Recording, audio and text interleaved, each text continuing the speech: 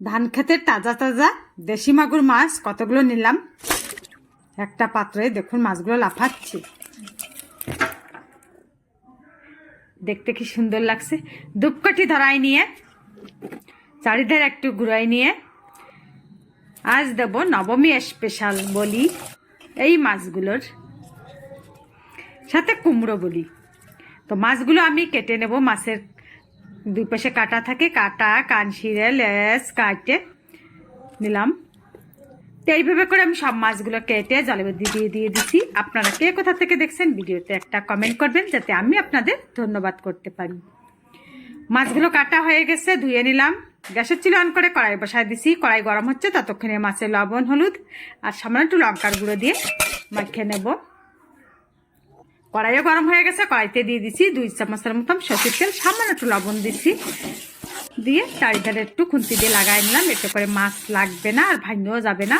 এই তেলের ভিতরে লবণ দিয়ে গরম করে মাছ দিলি। ধূপকাঠি কিন্তু এখনও জ্বলতেছে, তখন বাইরে জ্বলছে আর এখন ঘরে জ্বলতেছে। তো কেন জ্বলতেছে তো সেটা আমি বলবো তো পরে। মাছগুলো ভাজা হয়ে গেছে, নামিয়ে নিলাম। আর অল্প কিছু ছিল সেকটা দিয়ে দিছি। আর এখন কুমড়ো কেটে নেব। কুমড়োটা অনেক কচি আর দেখতেও সুন্দর দেখায় খুব, কিন্তু একটু শুকায় গেছে, 2-3 দিন আগেই আনছে। বটির সাহায্যে কুমড়ো 4 খণ্ড করে কেটে ছোট ছোট করে কাটে নিলাম একটা পাত্র নিয়ে।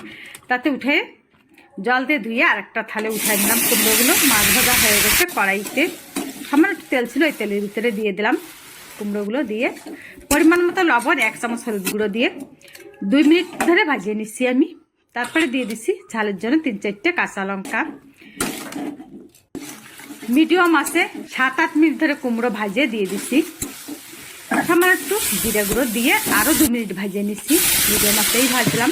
তারপরে দিয়ে দিচ্ছি ঝোলের জন্য জল ফুটে আসছে, তখন দিয়ে দিচ্ছি ভাজিয়ে রাখা মাছ দিয়ে আরেক মিনিট ধরে ফুটোয় নিয়ে নামিয়ে নিলাম। কড়াই দিয়ে আবার পরিষ্কার করে বসায় দিলাম।